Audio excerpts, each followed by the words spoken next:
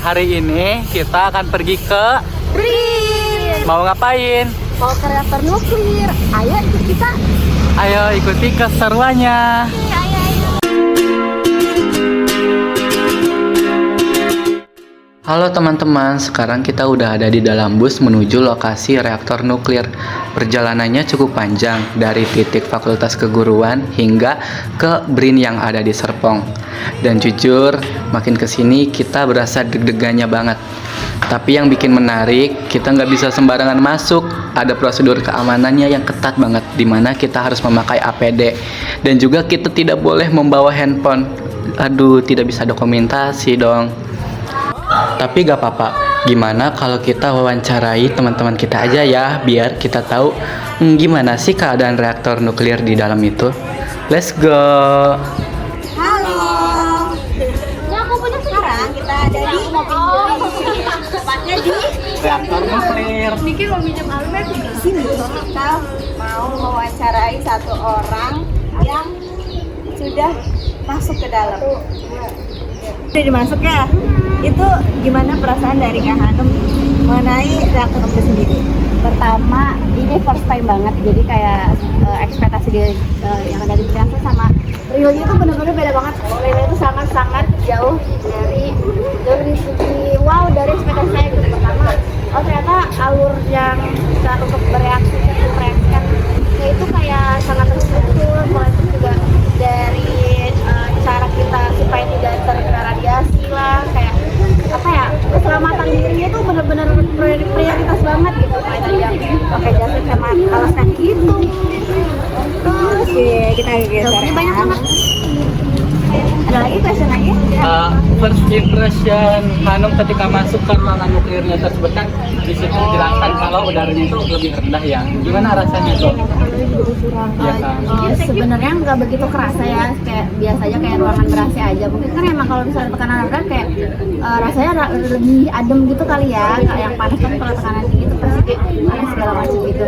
Nah yang bikin wow banget itu ternyata yang katanya batang itu berapa 13 meter. Nah itu kayak bener-bener dalam banget dan airnya juga bener-bener tenang, jernih banget. Kedua. Sumber lagi. Oke, jadi Ada yang Perasaan mungkin perasaanmu. perasaan saya agak shock sih, karena berasa di bunker dan tahu gak, suasana di sana tuh berasa di gunung. Saking sesaknya nafas, bukan nafas kayak nafas itu beda dari di luar. Makanya karena itu ada perbedaan karena tekanannya terlalu tinggi.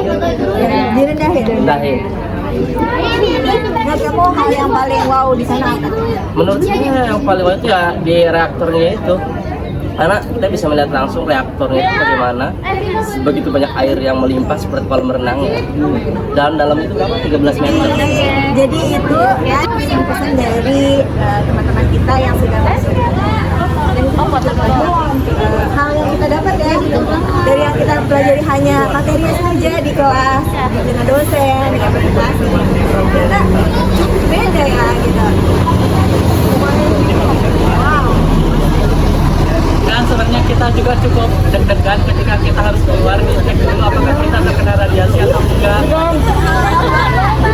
Dan kita juga harus dilihat apakah kita terpapar atau tidak. Dan untungnya kita semua aman. Yeay. Wah, terlihat sangat jelas bahwa narasumber yang kita wawancarai sangat terkejut dan tidak menyangka dapat berdiri begitu dekat dengan salah satu teknologi paling canggih di dunia, yaitu reaktor nuklir. Dan untuk gambaran reaktor nuklir yang ada di BRIN, kira-kira seperti ini, sumbernya dari Google, namun sama persis dengan yang kita kunjungi.